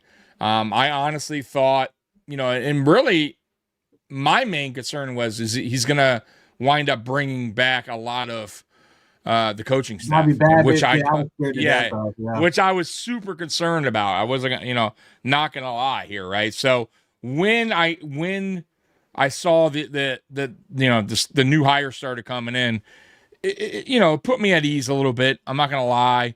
And then of course with everything, guys, even if you don't like it, you gotta find some good. There has to be some good, right? Like you still gotta find something that you can go, okay, maybe if he does this better, or this is what he's really good at, maybe we can. So I had to go into to see why this can work, right? And I think the coaching staff for me was number one. He has to build a good coaching staff, and for me, it started with the defensive coordinator. First thing first, like that was my main concern, and he covered that. I thought Leonard was a great pick. He wasn't my top option. I'm not going to lie. Schwartz would have been my ideal option, but I knew that was kind of far-fetched. I had a feeling that wasn't going to happen. I liked Raheem Morris as well. And Leonard was third on my list, but Leonard has a lot of upside, a lot. So super excited. I was happy with it. I had no complaints about it. So we'll see. So I would say coaching altogether with Brady and staff, just everything, I would give it a B because they got the upcoming coach that they just got out of Oklahoma that you're super high on, the corners coach, the DB coach. I thought the offensive line coach is good. Now, I don't think he's great. He's not on Cromer's level, but he's good. I don't think we're regressing really like crazy amount there in that department. The offensive coordinator, I'm not crazy about him. He's been around for a long time. I do like that. He stuck with one team throughout his pretty much his whole career. Yeah. So just the Saints. So like, you know, he's the OC, right? He's not going to be calling the plays. He didn't really do that with New Orleans. He did it 1 year, didn't do too good. But mainly he was just kind of the guy, you know, writing up plays and game scripts and, you know, which is fine. He did that well in New Orleans. So and he's been around the block, right? So I feel like he'll help a lot with Joe Brady being a young guy, and they'll kind of, you know, put the brains together and get some good offense going here. So I kind of trust in that. So yeah, I'll say B. I'm cool with a B. But yeah, now that's the start though. Now free agency comes, you know, player cuts, like who are we going to cut? Where are we going to save money?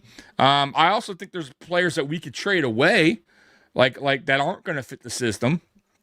You know, that maybe somebody wants Teron Johnson instead of just cutting him. You never know. I'm just saying there could be a team out there that would take a Teron for a late draft pick or something like it. So I'm just saying there's players that we could move on from as well.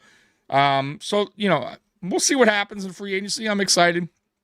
But right now, I'll give it a B. I think Bean, you know, hired the right guys so far. I think he has a vision in mind. The vision is to correct that defense because I feel like the defense has ultimately let us down more than the offense. The offense needs tweaking, but I think the defense needed this. The defense needed this bad, Jarek.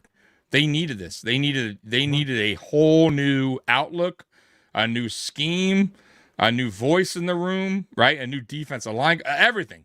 Just a new coaching staff in general. Just to rehaul things, right? Because we do have some talent still in the room. We just have to add a little bit more here and there, right, through the draft or free agency and get these guys going with the new scheme. And I think we'll be all right. And I think some of these players are going to excel. I really do, man. So we'll find out what happens. But anyways, let's get to the receivers. This is pretty cool. I saw this ESPN put it out, Jarek. So it's the 2026 NFL offseason wide receiver market. Free agents to trade candidates.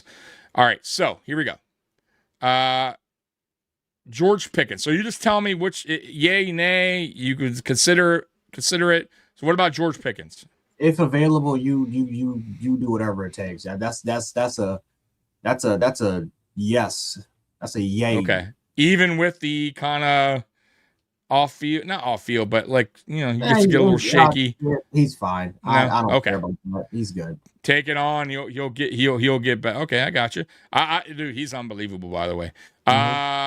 Romeo Doubs. Yeah. You would okay.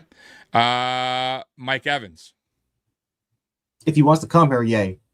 I don't think he does. I think he retires Yeah, in Bucks. he's gonna retire in Tampa. Yep. Yeah.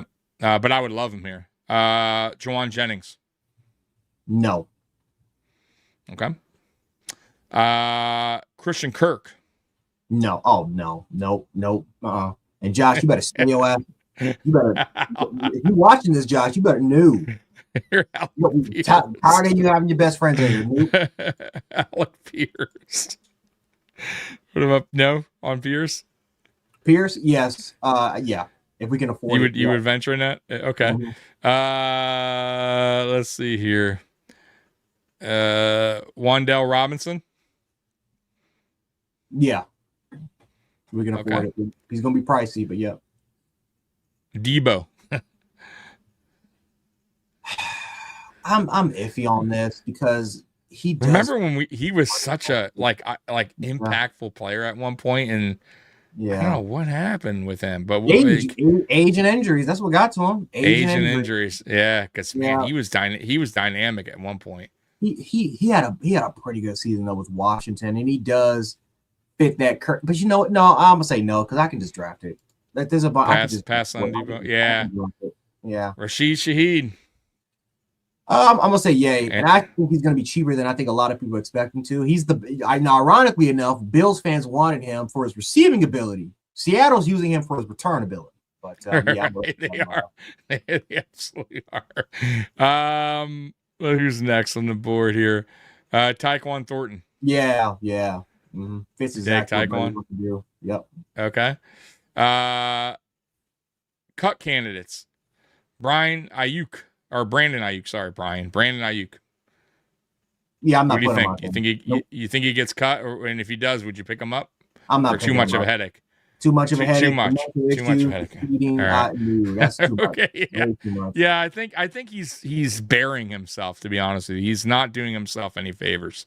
I have no idea what happened with San Francisco and him, but I don't think he helped the situation this year. It was really odd. And I don't think the GM and coach over there even knows what happened. So which is really weird. So yeah, I want no part of him. Tyreek Hill, if he gets cut, would you venture in that? Nope, can't do it, man. I cannot. not with the headaches, the drama, right. and then the leg injury. New, Yeah, I'm with you. I think the Chiefs would be willing to. Andy Reid would find it. If it works out for Kansas City, then you know what? That's just that's a miracle. I can't. Calvin Ridley, if he gets cut, which is a cut candidate. So Calvin Ridley used to be, or he had potential, man. I don't know what happened with him. He also kind of just faded away. What do you think about Calvin? No bueno. Move on. If it's cheap, I don't mind it, but nah, because he's gonna be a little costly. Knowing Calvin, he's gonna be costly. So here's some trade candidates. AJ Brown. Interesting one, huh? I mean, what would they take here, right? I'm just trying to think because the Eagles are in a terrible cap. They're gonna want us to eat the cap with AJ, and Brandon Beane talked about it when he was trying to do the trade candidates. When he was like, he tried to eat he just couldn't eat, they literally just couldn't eat the cap. I heard that today actually. Yeah. So what do you think? Just in terms of what we can do, I'm not a cap specialist. Otherwise, if we can figure out to bring him in without sacrificing a lot, because you probably could bring him in. You probably could figure out a way to afford it. The problem is that when you bring him in, you're sacrificing a lot of those targets that you may want to get defensively. These players, they're not just going to come cheap. You may find some players that can, because ironically enough, the McDermott defense is harder for a defender to fit in than the defense we're going to run here. But I would love to have AJ Brown on my team, man. I just don't know if we can afford it just based off of the amount of targets. I know a lot of you guys definitely would like to have for AJ. I'm gonna say no. I'm just gonna say no. Yeah, I'm with you. I just think it's just he's taking a lot of money on, and he also has a kind of some issues going on there too, and I don't know if they want that here. Yep. Keon Coleman. You know what, man? The way Brady's talking about him, I don't think he's being cut. I initially thought he was gone, and that's because I didn't think McDermott was getting fired, right? And I honestly didn't know Joe Brady was the one that kind of pushed for him. Apparently he was. The only way I see him going is not by cut. It would be by trade. It would be like a package deal where they wanted Keon for one of these receivers through trade, and then I think they would have no problem giving Keon, in that trade. But what do you think about Keon? You think he gets cut? I don't see it happening. He ain't gonna get cut. If anything, he's gonna get traded. And I'm sorry, I'll take a fifth with Keon Coleman at this point. Listen, we don't got time to be dealing with this shenanigans and the rap career, and we don't got that time. We just don't got the time to be dealing with it. I'm with you, Quentin Johnson. No, he's got drop issues. I can't with the drop issues. Xavier Leggett. Oh, absolutely not. Yeah, absolutely. I'm not gonna DJ Moore. DJ Moore. Not too much money. Too much money. Too Not much worth money. it. About to be 30. He's not even the number one receiver on that team anymore. BTJ. We heard that name getting floated around the trade deadline. If this was last year, I would have said yes. I can't say it. Cannot say yes. Can't do it. What Reason happened why? to him, too, man, huh? He's just lazy. Just lazy with his route running. Just like really, really lazy. Like they tried to give him an advanced route tree to run. He wouldn't do it. Like they reduced his route tree because a lot of he just won't run them. It's not the fact he that wasn't physical. He didn't want to get hit either. It seemed like just scared of getting lazy. hit or something. Right. Like there's a reason why they brought in Jacoby Myers, and Jacoby Myers took a lot of what BTJ brought to the table last year. I can't do that. I'm not taking that risk. Waddle. I think the Dolphins are keeping him, but yeah, if it's possible, would you still do a trade for? Okay. And that's it, man. That's the end of that article. So now I got, what else I got here? I have one more thing or no? That's it. Oh, no. So I do have a player I want to ask you about for the draft, and we won't get too much in the draft now. It's way too early, and I like to do that for later. But I do got one player that seems intriguing if they're going to draft a receiver early, meaning first round. Chris Brazell, the second. What do you think about him? I do. Look, 6'5", 200 pounds. He's a little thin, but the dude has great hands. Everything I saw on film. Route running, needs to get a little bit better in his route running. Bro, his burst off the line is unbelievable.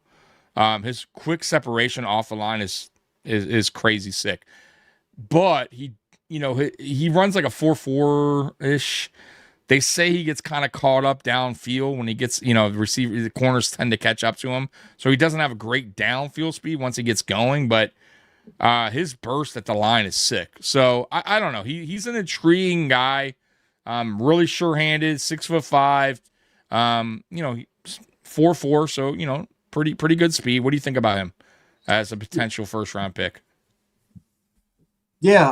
Brazell is interesting, man, because I think so the problem with Tennessee receivers, and this is not him. This is a Tennessee scheme thing. They run a wide split system, so a lot of the receivers are more like they're far off to the hashes. They're really freaking far off to the hashes, and so it's really more of a system. It's tailor made for those receivers to get down the field vertically off of a free release. You don't see any of their corners. Like you don't see a lot of corners jamming them on the line of scrimmage. Rarely, you don't really see that a lot of it happen. It's just straight up free release.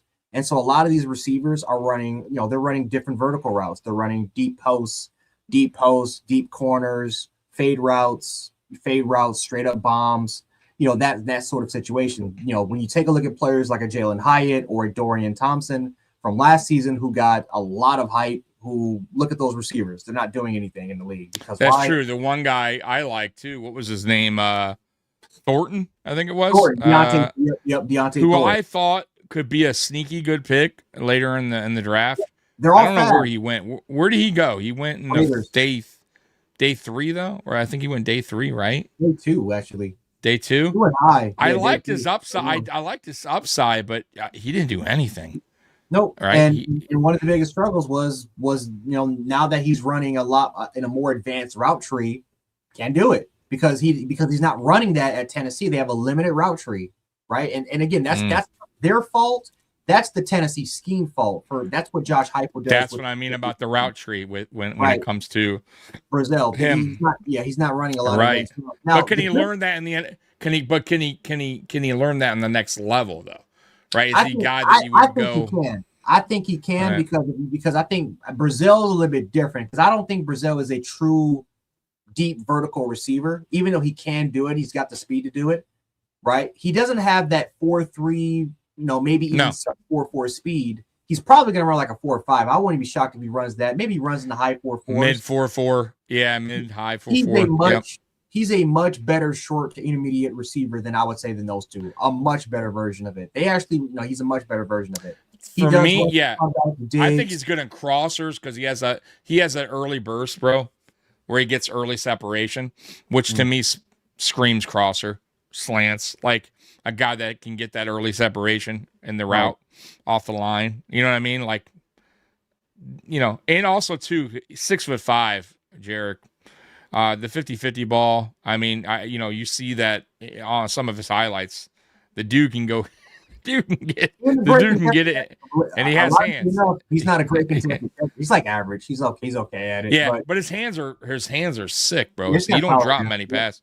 Yeah, he don't drop many. So I mean, it's just an idea. I don't think, Jarek. I don't think they go receiver in the first round. I think they trade for one.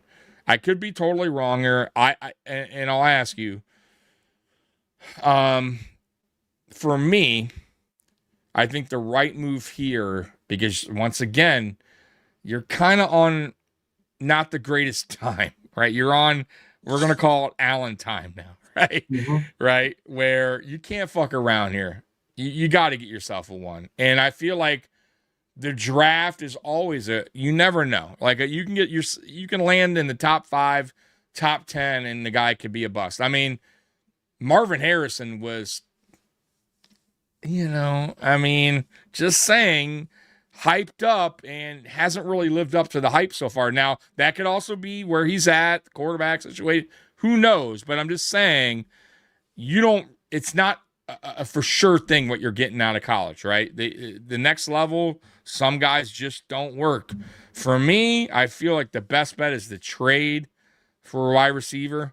One, if you can get a Jefferson, which I don't think is possible, you get him. If you can get a Waddle, try to get him. If you can get a Brown, even though I wouldn't care too much for it, but at the end of the day, I still be fine with it. Fine. And then you start adding also, there are some guys in free agency like D-Hop. What's your thoughts on D-Hop too? Like just as a guy that could come here as a 3. Like, would you want that? And would you want the Bills to trade for a receiver or draft a receiver in that whole process? What do you feel they should do in the receiver stay away from process? Stay away from it, even as a 3? No? Okay.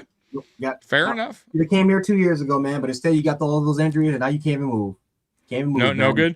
What receiver in free agency would you like for it to come here along with a 1? And what do you rather do? Trade for a 1 or go ahead and work through the draft on that? I'd rather trade for a 1. Only because, again, for me personally,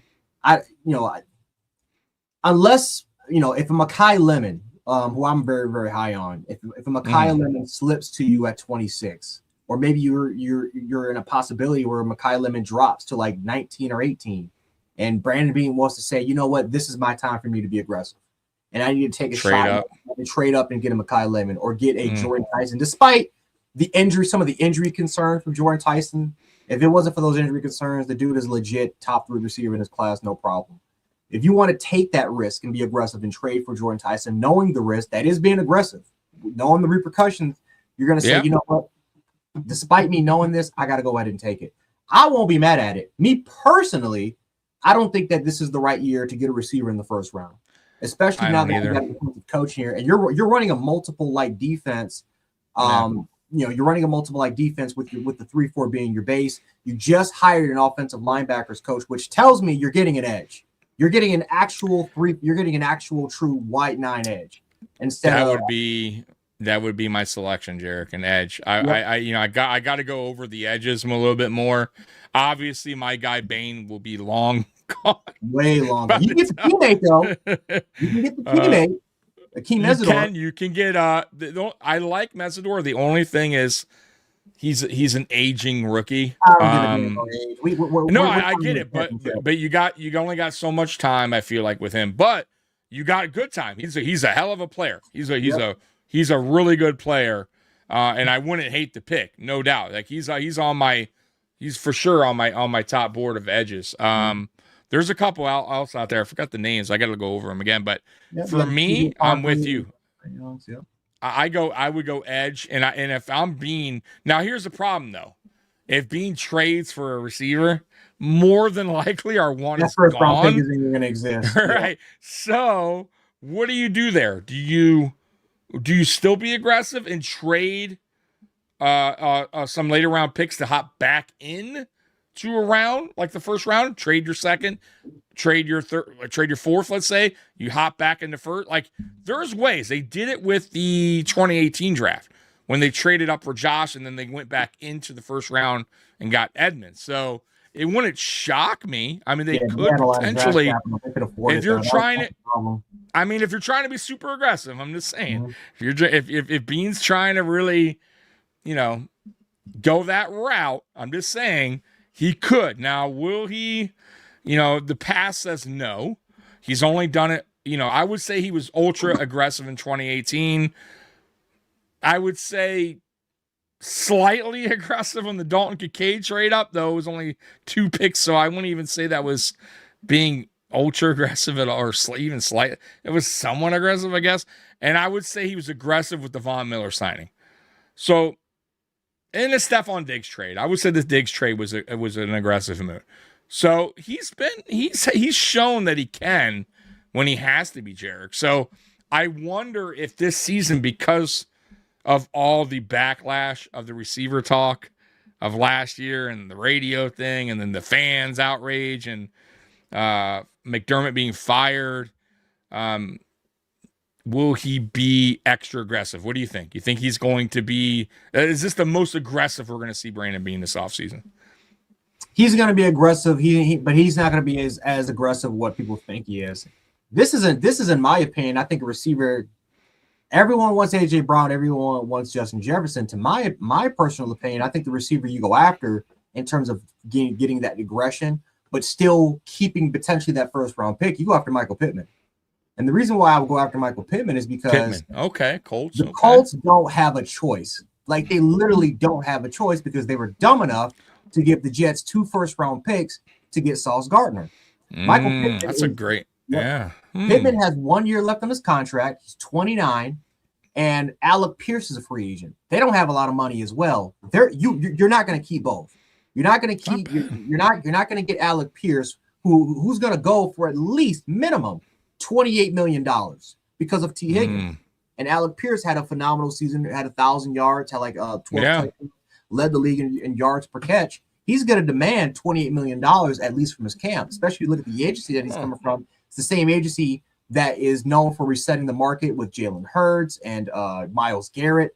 They're known for, I forgot the name, but they're known for really resetting the market. So with Pierce, they're going to have to make the decision. Do we let Pierce walk?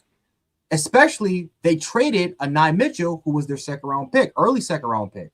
Yeah, they so did. What do you do? I think, to me, I don't think they have a lot of options. I think their back is against the table. They don't have a lot of draft capital. And I think for us, I would rather trade a couple of picks, a third and like a 6th-round pick, while keeping that one to try to get Michael Pittman. I would try to get Michael Pittman on here, especially knowing that they may even try to, get like a 2nd-round pick. I don't mind. And again, I hate giving up picks, but if we give up a 2nd-round pick, but still keep that first, that third, there are ways I think we can get, if we want to be aggressive, to move up to get that, to recoup a day 2. If not, a day 2 guy, maybe not a 2nd-rounder, but at least get like a couple of 3rd-rounders. There are ways around that, but I'm trading away a 2nd and maybe another pick away, maybe a later day 3 pick to try to get Michael Pittman and bring in this room. It's not the move that a lot of people would go after, but I think it's the move that makes the most sense. Because everything else is going to require a 1st-round pick. Maybe it's going to require at least the 1st round. I like it. To keep that 1st round. I wouldn't hate it. I get your point. You still keep your 1st, and if they take a 2, a 2 and maybe a 5th or something like that. That wouldn't be. And I don't think Bills Mafia would hate it either. I think some would probably still complain a little bit about it, but. Michael Pittman's a very good player. DJ Stone, what up, man? What up? Hey, if y'all need any DJs, check out my dude DJ Stone. He's always going to the Bills home games. He's usually DJing right outside the stadium over there. So I think he has a Facebook, DJ Stone. So check him out. Also on X as well. Friend of the show. My co-host Mikey, Mr. Mikey. He said he would give up the house for Justin Jefferson, what would you give up for Justin Jefferson? If I'm not giving up Minnesota the was house one for of Justin Jefferson. I'm not. What because would that's you? gonna get the ring. I That said ain't I gonna wouldn't get the ring. either. I think 2 first. I would. I think that would be reasonable. I think he's worth it. But what would you give? What would you feel comfortable if you were the GM and you know you gave him a call and you know what would you give them as an offer? What would your max be? I would give up a couple first, and you better eat up some of this cap because I ain't paying for all this cap. I can't do it. I'm not eating. So they got to eat a little bit of it. Okay. Yeah, you got to eat up some of this damn cap. I can't. I'll give you a couple first. If you don't have the draft capital, we all know you don't have it. So you might as well swallow your pride, eat up a little bit of this cap, and give us Justin Jefferson. Now I don't think that's going to happen because they just fired their GM. Right? I don't think so. They legit that just would be fired their GM. crazy. Yeah. And Kevin O'Connell's run is going to be in charge of the ship. They're not giving up Justin Jefferson, unfortunately. But if he was available, I'm giving up a couple. I'm not being all in on Justin Jefferson because he's not going to get us. He won't be the receiver that's going to get us the ring. Because what are we going to do in our defense? We can't just expect to draft nothing but young talent and think that they're all just going to contribute. Maybe 1 or 2 of those guys are going to contribute right away. Yeah, but we're not going to have any time to get a Leah Chanel, a Jack Sanborn, a Quay Walker, a Jonathan Franklin Myers that you're going to have to pay a little bit more extra money to try to bring into your building. We have a B- defense in terms of our roster. We can figure out ways to improve that. Maybe lower than that. We might be a C right now with the guys we're losing. Elevating that team, even though it was his fault and his players that he won in the first place. They got a lot of work to do on the defensive side. Like that's what I said, guys. I feel like the offense needs some tweaking, right? Like that's it. Like I feel like we got to get a 1, and I think they'll find that. Like Jarek and I agree. I think that's priority 1 at least for the offense. That is because you got your running back, you got your offensive line, you got your slot and Khalil Shakir. And I like Khalil Shakir. I still think Khalil Shakir hasn't reached the ceiling yet. I still think he could be better than what he's shown. I really do. Keon Coleman, we'll see. I at this point I don't really care. I wish it works out. I hope it works out for the guy, but I just feel like he's a little immature at this point, and I don't feel like he's helping himself. I feel like this offseason he has to look at himself in the mirror and he has to work on his craft, 1, work on his attitude, 2, because now you have another chance. You have another chance. Like Sean McDermott's gone, right? Sean McDermott is gone, the guy that you were feuding with in a way, right? Now you got the guy who believes in you. He said he believes in you. So now it's up to you. You know what I mean? Like if I'm Keon Coleman, I go, okay, I got a second chance here. I need to put the work in. I gotta improve on my attitude. I gotta get the meetings on time. Like I gotta be a better version of myself. So we'll see. But right now I got 0 confidence in Keon. So he has to prove me wrong, right? And it sucks because I thought maybe he could be something in the NFL, at least a good 2. And right now, I don't know where he stands. So, they got to fill a couple spots there, Jarek. But I feel like they'll get the 1. I know you don't like D-Hop, but for me, as a 3rd, if the price is right, it's a cheapy deal, dude. I wouldn't hate it. And then you draft another receiver. Like I still think they should draft a receiver, even if they trade for a receiver. And then you start filling that receiver room out, and you got your vet, you got Shakir. Yeah, then you got your 1. Like, I don't think that hurts. You know what I mean? And you got your tight ends. Of course, if Kincaid could stay healthy, that's a big fucking if.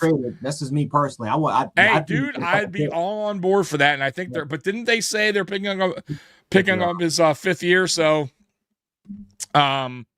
probably not. I think he plays out his contract, and I think he leaves, which is whatever. Hopefully we get the best version of him his last year, because also Dawson doesn't – what do you think about Dawson? Because I think he posted or he said something about, like, he's not sure if he'll be back or something like that. He may be a cut candidate. I don't think so. If he's cut, Jarek, I could see a way where he comes back on a cheap deal just to stay in Buffalo and play with Josh Allen still, because they're like best friends or whatever. Like I could see that, or a massive pay cut just to stay. What do you see about Dawson here? You think Dawson returns? Yeah, I think that's his only way to be on his roster because his contract is too much, and they're not gonna keep restructuring that contract. They're not gonna keep pushing it down the road. So I think either you try to. I mean, that's his only way to play on his roster. We're not playing on that deal. So if he's willing to come back and just say, you know what, I'm going to play on a cheap deal, then so be it. I think he's very important for this in terms of what this offense can do. I do too. Yep. You know. Otherwise, if Dawson Knox decides to say, you know what, I'm just gonna move on and go in a different direction. It sucks for us because we're gonna have to take a hit. Thanks a lot, Brandon, being that. But I can't. Man, I mean, can't rely on Kincaid. To his Why credit, would he not get the surgery? He did do the Kincaid. I don't get it. But to Knox's credit in being they did. He did take a pay cut, I think, 2 years ago, right? So, I mean, like, it's not as bad as people thought. And like the initial contract wasn't good. I think he got caught up in the moment of that 8 touchdown season that Knox had, and I feel like he did that with a couple players. He rushed their extensions. Some worked out, like Teron down the stretch. This year he had a bad year, but Teron was a good extension early on. Like, people don't talk about that, but Teron was really good for a while off that early extension. That paid off. So there's some that he did, but then there's some that have backfired on us. I felt like the Milano one, the Bernard one right now is not looking too hot, right? So we'll see what happens with Bernard, though. I still have kind of faith in him a little bit if they move him out to the outside linebacker, but Dawson Knox, I feel like that was just a rush kind of contract. I think they'll get rid of Bass. What do you think about Bass? I think they cut Bass too, right? They could save a couple million off the Bass cut. I think. You think they keep Bass? Yeah, I think so. They're gonna keep him. We'll see if they do. I still say something. I still say draft. I would draft a kicker in the last round. I would just that you got bring in competition. I don't trust Bass at this point, but you never know. Maybe he got surgery. Maybe he maybe he gets back to being that rookie, first couple year Bass. Who else? What else that we need to do there? I think that's it. So, anyways, guys, it's been about 2 hours, man. We're gonna cut it out now, man. Jarek, appreciate you, bro. Where can they find you, Jarek? Find me at Jan Sports on YouTube. I'm gonna be doing some more of my thoughts in terms of the entire coaching staff hire. Probably you'll see some rants here and there. Whatever it is, what it is. I'm definitely gonna make some rants about Alabama. So if you want to more focus on college and the transfer portal system, let me know about it. And I'm gonna be doing some stuff over there. But yeah, find me at Jan Sports on YouTube. There you go, man. Yeah, he does everything from Bills to Bama rants, and he does them very well. So, but yeah, man, he's a regular here on this show as well, man. So I appreciate you, Jarek, for hopping on with me tonight. I'll be back Friday night at 8:30. So until then, Bills Mafia, we love you, and as always, go Bills. We're out of here. Peace. Just let your soul go. Just let it shine through. Just let your soul, baby, feel it.